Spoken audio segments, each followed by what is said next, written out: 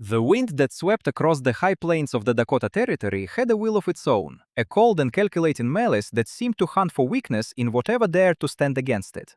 It was not merely a movement of air, but a relentless physical entity that scoured the earth, carrying with it the bitter promise of a winter that would test the very marrow of those who had settled in the valley of Oakhaven. The town had been built on a philosophy of defiance, a loud and arrogant proclamation of civilization carved into a landscape that had never asked to be tamed. The founders of Oakhaven, led by men of commerce and timber, had brought with them the architectural sensibilities of the gentle East. They erected tall, proud Victorian homes with steep pitched roofs, ornate wraparound porches, and walls made of milled pine boards painted in cheerful, defiant colors. These structures stood like monuments to human ego, thrusting their delicate wooden frames up into the unforgiving sky, entirely ignorant of the thermodynamic realities of the prairie. The conventional wisdom of Oakhaven was simple and fundamentally flawed. To beat the cold, one simply needed to build a bigger box and burn a larger fire. They believed that man conquered nature through sheer, brute force, and so they spent their autumns clear-cutting the distant foothills, dragging thousands of cords of wood back to town to feed the insatiable iron bellies of their cast-iron stoves. None of them noticed the subtle, fatal inefficiency of their grand designs. They did not understand that a tall, flat wooden wall standing perpendicular to the prevailing northern gales acted as a massive sail, catching the freezing wind and allowing it to strip away the thin boundary layer of heat that clung to the exterior of their homes. They did not comprehend the science of conduction. How the bitter cold outside violently sought equilibrium with the warmth inside, leaching the heat through the thin pine boards faster than any stove could replace it. They merely accepted the drafty floors, the frost that formed on the inside of their glass windows, and the constant, exhausting labor of feeding the fire as the unavoidable cost of civilized living. It was a hard-won piece of frontier wisdom, passed down from the first settlers, that to survive the winter, you simply had to suffer through the endless chopping, hauling, and burning. To suggest otherwise, to imply that the houses themselves were the problem, was considered an insult to the industrious spirit of the town. Oakhaven was a place where conformity was equated with survival, and anyone who questioned the established methods was viewed with deep, pragmatic suspicion. It was into this rigid, unforgiving society that Elara Vance found herself entirely alone following the sudden and violent death of her husband. Elias Vance had been one of the very carpenters who raised those proud, foolish houses, a man of strong shoulders and quiet demeanor who had been crushed beneath a shifting load of timber during the late autumn harvest of wood. His death was a tragedy, mourned loudly by the town for precisely 3 days, after which the cold pragmatism of frontier survival reasserted itself. Elara was left a widow at 28, possessing no children, no independent wealth, and a small, drafty house on the edge of town that she could not possibly afford to heat or maintain on her own. In the eyes of the town council, led by the prosperous and intensely pragmatic Mayor Silas Thorne, Elara had instantly transitioned from a respected neighbor to a dangerous liability. The approach in winter promised to be brutal, the signs written in the early migration of the birds and the thick coats of the wild game, and the town could not afford to carry a helpless woman who would consume their precious, shared resources. Mayor Thorne visited Elara on a Tuesday, the sky already bruised purple with the threat of early snow. He was a man composed entirely of sharp angles and absolute certainties, wrapped tightly in a thick coat of bear fur that made him look larger and more imposing than he truly was. He sat in her freezing parlor, his breath pluming in the frigid air, and delivered the town council's decision with a voice dripping in patronizing sympathy. He explained that Oakhaven simply could not support her through the dark months. He framed it as a kindness, insisting that she must return to her distant relatives in the east, where the winters were softer and the widow might find a new suitable arrangement. But Elara had no family in the east. She had no money for a train ticket, and Thorne knew this perfectly well. What he was offering was not a ticket to safety, but a polite eviction, an expectation that she would simply walk away and become someone else's problem before the first blizzard trapped her in Oakhaven. When she quietly informed him that she had nowhere to go, Thorne's veneer of sympathy evaporated, revealing the hard, calculating core of a man who valued utility above all else. He stood, his immense fur coat brushing against the delicate wooden trim Elias had carved, and delivered his final, cruel compromise. If she refused to leave the valley, she would have to vacate the house, which the bank was already claiming against Elias's debts. She would be permitted to relocate to a barren, forgotten tract of land at the far northern edge of the valley, a deep, rocky ravine known as Miller's Hollow. Miller's Hollow was universally considered useless land. It was a steep south-facing scar in the earth, sheltered on 3 sides by high ridges of dense, impenetrable shale and hard-pan clay, but entirely exposed to the southern sun. It was too rocky to plow, too steep to build a proper timber house upon, and too isolated from the town center to be of any commercial value. Mayor Thorne offered it to her with a grim sense of finality, secretly believing that a few days trying to survive in the dirt of the hollow would break her stubborn spirit and force her onto the next eastbound train. He expected tears, pleading, or perhaps a hysterical breakdown. Instead, Elara Vance looked at him with eyes that held the quiet, terrifying calm of a deep winter pond. She did not argue, she did not beg, she simply nodded, gathered her meager belongings, her husband's heavy canvas tool bag, and a few essential supplies, and walked out of the drafty wooden house without looking back. She walked toward the barren ravine as the townspeople watched from behind their frosted windows, whispering their judgments and pitying the poor mad widow who was marching out to dig her own grave in the frozen dirt. What none of them knew, what Mayor Thorne in his supreme arrogance could never have guessed, was that Elara Vance was not marching toward her death. She was returning to an ancient forgotten wisdom that ran deeper than the shallow painted roots of Oakhaven. Elara's lineage did not trace back to the gentle, civilized drawing rooms of the American East, but to the harsh, unforgiving steppes of the Ural Mountains. Her grandmother, a woman with knuckles like walnuts and eyes that had seen the death of empires, had raised Elara on stories of the old world, a world where survival was not about fighting the environment but embracing it. She had taught Elara the forgotten science of the earth, the profound physical principles that the modern timber-obsessed men of the frontier had entirely discarded. Her grandmother had taught her that the wind was a thief, but the earth was a mother. She had explained, in simple, practical terms, the concept of thermal mass and the magic of the frost line.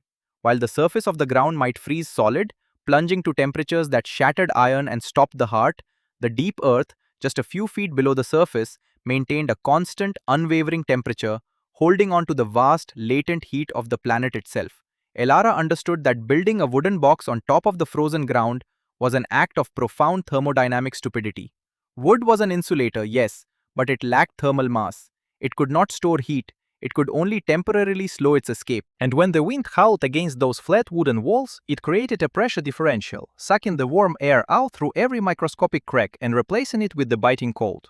To survive a true apocalyptic winter, one did not build up into the wind, one built down into the earth. As Elara stood at the edge of the steep south-facing slope of Miller's Hollow, she did not see a barren wasteland. She saw a massive, naturally insulated battery waiting to be charged by the sun. The geography of the ravine was perfect. The high ridges to the north, east, and west would act as an impenetrable shield against the prevailing winter gales, throwing the wind up and over the hollow in a protective aerodynamic arc. The steep slope faced due south, directly toward the low, sweeping trajectory of the winter sun. It was a landscape practically begging to be utilized, an environmental sanctuary ignored by men who were too busy looking up at their own grand roofs to look down at the dirt beneath their boots.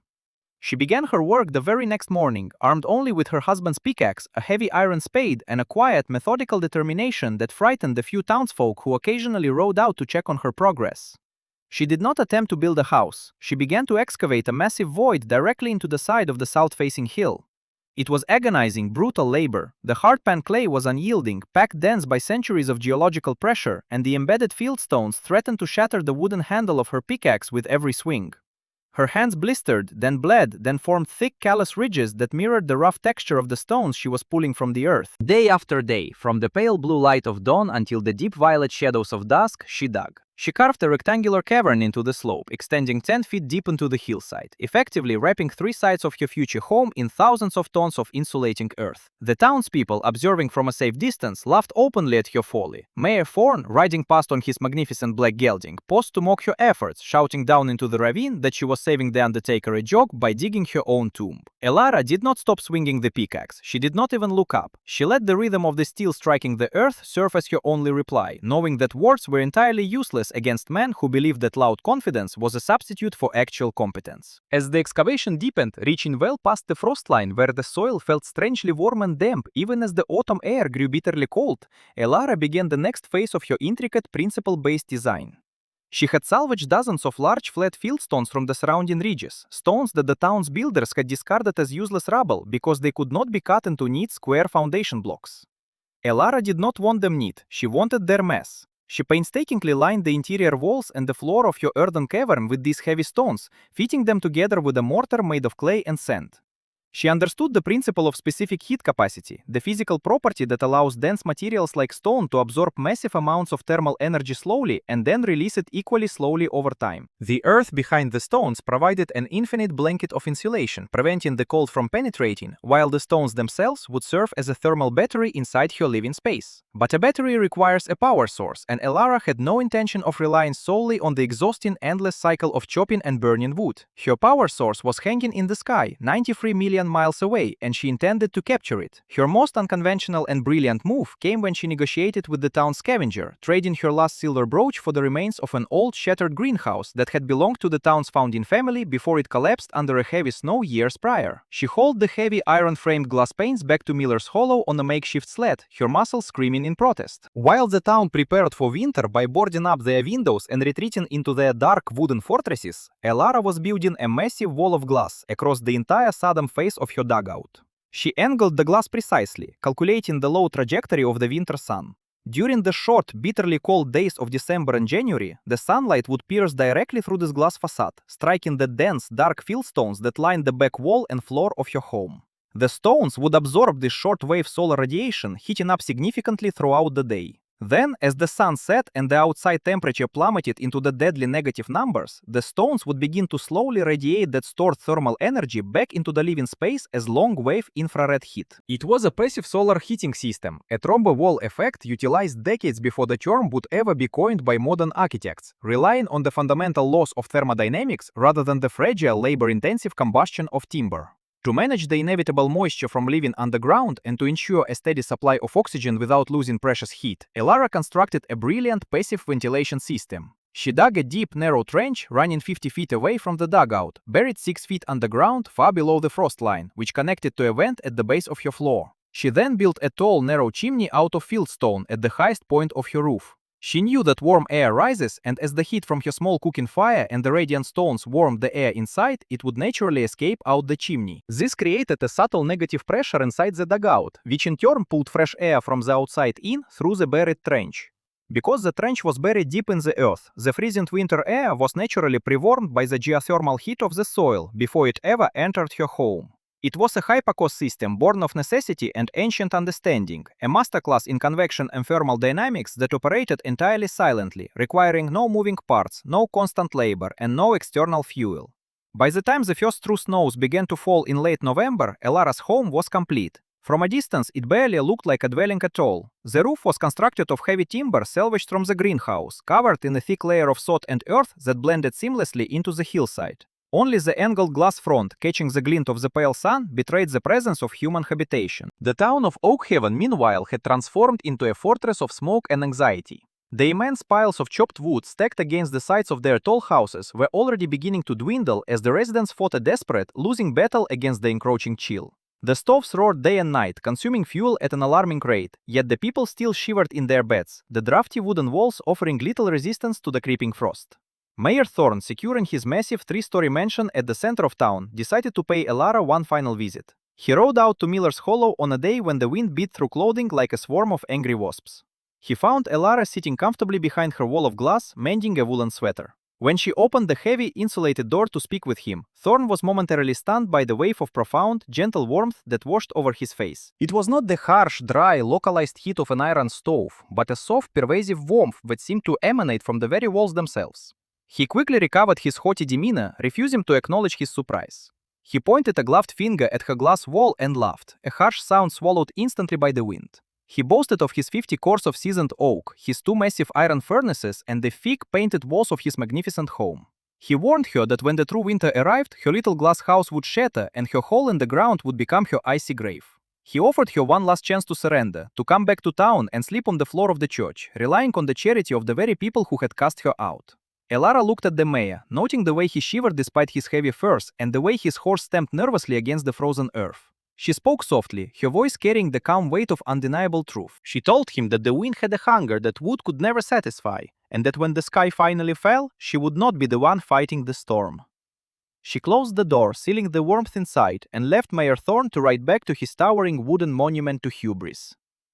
The great blizzard struck in the second week of January. It did not arrive as a gentle snowfall, but as a catastrophic atmospheric violence that erased the horizon and swallowed the town of Oakhaven whole.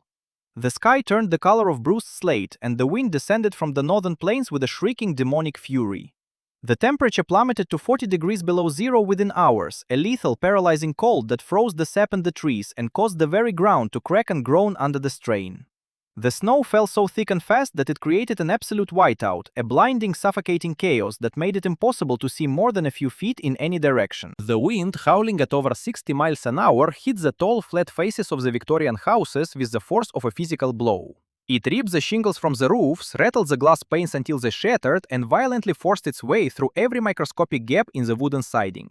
Inside the grand homes of Oak Haven, panic set in with terrifying speed. The residents stoked their fires until the iron stoves glowed cherry red, but the heat was instantly stolen by the relentless, drafty walls. The air inside the houses stratified, the heat rising uselessly to the high, vaulted ceilings, while the floors became sheets of ice. Water froze in the wash basins mere feet from the roaring fires. The carefully chopped stacks of firewood, buried under immense, impassable drifts of snow, became impossible to reach. Families huddled together in single rooms, burning their furniture, their books, and eventually the interior doors of their own homes in a desperate losing battle to keep the frost from claiming their limbs. Mayor Thorne's grand mansion, the pride of the valley, became a magnificent tomb of freezing air. His twin furnaces consumed wood at a staggering rate, but the sheer volume of the massive house and the constant violent infiltration of the wind rendered them entirely useless. By the third day of the unbroken storm, the mayor's wood supply inside the house was exhausted. He sat wrapped in every blanket he owned, watching his breath turn to ice crystals in the air of his own parlor, the terrifying realization slowly dawning on him that his wealth, his pride, and his conventional wisdom were utterly powerless against the raw physics of the storm. Out in Miller's Hollow, the world was entirely different. The blizzard raged with the same apocalyptic fury, but Elara Vance was not fighting it. She was being protected by it. The aerodynamic shape of the ravine, combined with the low, earth-burnt profile of her dugout, caused the shrieking wind to ramp up and over her home, creating a massive protective snowdrift that entirely buried the structure. This drift, rather than being a deadly trap, acted as the ultimate final layer of insulation. Snow, composed mostly of trapped air, is an exceptional insulator, and as the millions of tons of white powder piled over her roof and against the protective retaining walls, it sealed her dugout in a cocoon of absolute thermal stability. Inside, the environment was profoundly peaceful. The thick fieldstones, having absorbed the pale winter sun for weeks, steadily radiated their deep, stored heat into the room. The geothermal warmth of the earth, holding steady at 50 degrees below the frost line, embraced the walls. Her small, carefully managed cooking fire required only a handful of twigs and dried prairie grass to raise the ambient temperature to a comfortable, life-sustaining level. The passive ventilation trench, drawing air through the deep earth, supplied a constant stream of fresh, pre-warmed oxygen. While the men of Oak Haven were freezing to death in their tall wooden boxes, Elara sat in the quiet golden glow of her lantern, reading a book, wrapped in a light shawl, listening to the muffled, distant roar of the storm as if it were nothing more than a passing train. She was not merely surviving, she was dwelling in harmony with the environment, utilizing the devastating forces of nature to secure her own comfort. The blizzard raged for 7 unyielding days. When the wind finally broke and the sun emerged from the bruised sky, it cast a blinding, brilliant light over a landscape that had been fundamentally altered. The town of Oak Haven looked like a graveyard of frozen ships, its tall houses encased in thick layers of rime ice, half buried under mountainous drifts. The silence that hung over the valley was absolute and terrifying. Inside the mayor's mansion, Silas Thorne and a dozen of his neighbors, who had desperately tunneled through the snow to consolidate their remaining fuel, were barely clinging to life. They were entirely out of wood, suffering from severe frostbite, and gripped by the profound, lethargic despair that precedes freezing to death. It was in this desperate, final hour that Thorne, driven by a delirium born of cold and guilt, commanded the strongest among them to strap on snowshoes and make the agonizing trek out to Miller's Hollow. He did not expect Elara to be alive. He believed he was leading a morbid expedition to retrieve her frozen body, a grim confirmation of his own fatalistic worldview. He needed to see her failure to justify his own. The journey took hours. The men floundered through drifts that were 10 feet deep in places, their breath rasping in their chests, their limbs heavy and unresponsive. When they finally crested the ridge overlooking Miller's Hollow, they stopped in absolute confusion. The ravine was entirely filled with a massive, smooth sweep of snow. There was no sign of a house, no sign of life, only the unbroken white expanse. Thorne felt a dark, bitter vindication swell in his chest. He staggered forward, pointing a trembling, frostbitten finger toward the spot where the glass wall had been, preparing to utter a hollow eulogy for the mad widow. But as they drew closer, they noticed a strange anomaly in the snow. A perfectly round, perfectly clear shaft had been melted through the top of the massive massive drift, and from it a faint, steady ribbon of heat shimmered in the frigid air. It was the exhaust from Elara's ventilation chimney. Thorn and the men dug furiously, their hands clawing at the dense snow until they uncovered the heavy insulated door. When Thorn threw his weight against it and the door swung inward, the men fell to their knees, weeping uncontrollably. They were not met with the rigid silence of a tomb, but with a blast of warm, sweet-smelling air that felt like a physical embrace. The interior of the dugout was bathed in the soft golden light of the winter sun streaming through the glass wall, which Elara had meticulously kept clear of snow from the inside. The fieldstones radiated a deep, comforting heat. Elara stood by her small stove, a kettle of water whistling cheerfully, her face entirely unbothered by the cold that had nearly destroyed the town. She looked at the frozen, broken men kneeling on her threshold, men who had banished her to die in the dirt, and she did not smile with triumph, nor did she scold them for their foolishness. She simply stepped back, gestured toward the warm stone floor, and invited them inside. The realization that washed over Silas Thorn as he sat shivering against the massive, warm stones of the Trombe wall was profound and entirely shattering. He looked around the small, ingeniously designed space, recognizing the scavenged glass, the discarded fieldstones, and the simple, undeniable physics that governed the room. He realized that all his wealth, his imported timber, and his towering architecture were entirely useless against the reality of the prairie. He had built a monument to human ego, while this quiet, underestimated widow had built a monument to physical truth. She had not fought the earth, she had embraced it. She had not defied the sun, she had captured it. She had used the very principles that the town had deemed primitive and foolish to create a sanctuary that made their grand homes look like deadly traps. The dramatic irony of his previous mockery hung heavy in the warm air, a silent, crushing testament to his own ignorance. Over the next 3 days, as the roads remained impassable and the town slowly thawed, Elara's dugout became the beating heart of Oakhaven's survival. The men returned to town, ferrying the most vulnerable, the children, the elderly, the sick, back to the ravine on makeshift sleds. Elara's small, earth-sheltered home held over 30 people, the massive thermal mass of the stones easily absorbing and regulating the body heat of the crowd, keeping the space incredibly warm with almost no additional fuel.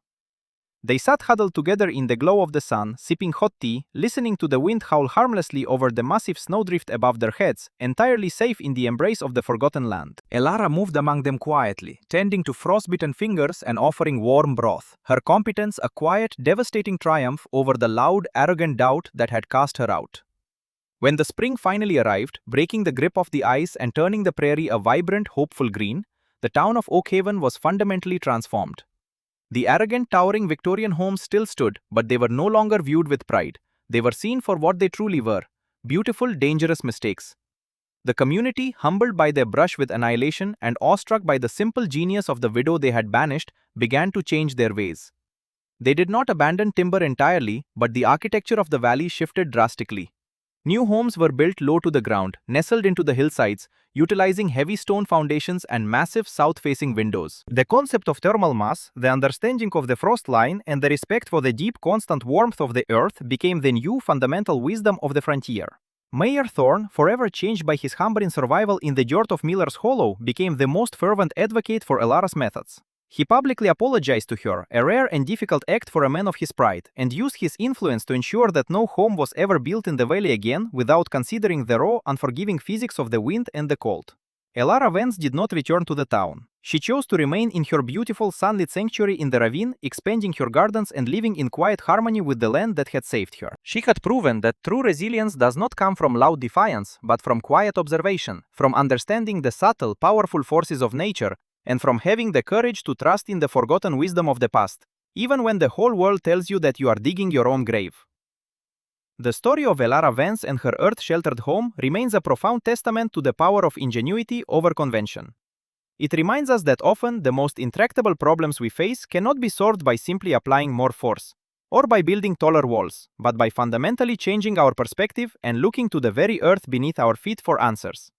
The principles she utilized, passive solar heating, geothermal insulation, and aerodynamic design, are not mere historical curiosities, but foundational truths of physics that continue to influence modern green architecture and sustainable living today. While the specific construction of a dugout in the 19th century relied on sheer physical labor and basic observation, the underlying science of thermal mass and energy conservation remains exactly the same. It is a historical demonstration of how working in concert with the environment, rather than in opposition to it, yields a resilience that brute force can never achieve. It is essential to recognize, as we reflect on these historical triumphs of individual ingenuity, that the modern application of these principles requires careful consideration. While Elara's reliance on fieldstones and scavenged glass saved her community, contemporary earth-sheltered construction and passive geothermal systems must be designed with a rigorous understanding of modern structural engineering, soil mechanics, and proper ventilation protocols. The narrative of the past provides us with the inspiration and the fundamental concepts, but it does not replace the necessity of adhering to current building codes and safety guidelines, ensuring that the structures we build today are not only incredibly efficient, but also structurally sound and entirely safe for habitation. The lessons of Oak Haven teach us to respect the power of nature, but they also teach us to respect the complex science required to harness that power effectively. Ultimately, the triumph in Miller's Hollow was not just a victory of thermodynamics over freezing temperatures. It was the quiet, undeniable vindication of a woman who possessed the strength to trust her own knowledge when the entire community doubted her. Elara Vance took the discarded, the forgotten, and the mocked, and from those raw materials she forged a sanctuary that preserved the lives of the very people who had cast her aside. Her legacy is not merely the physical structure she carved into the hill, but the enduring understanding that 4 families could be warmer, safer, and infinitely more resilient by trusting in the deep, silent laws of the earth than any one of them could ever be standing alone in their fragile wooden towers. It is a lesson in humility, a masterclass in observation, and a beautiful, enduring reminder that sometimes the most profound innovations are simply the forgotten wisdom of the past, waiting patiently in the dirt to be remembered.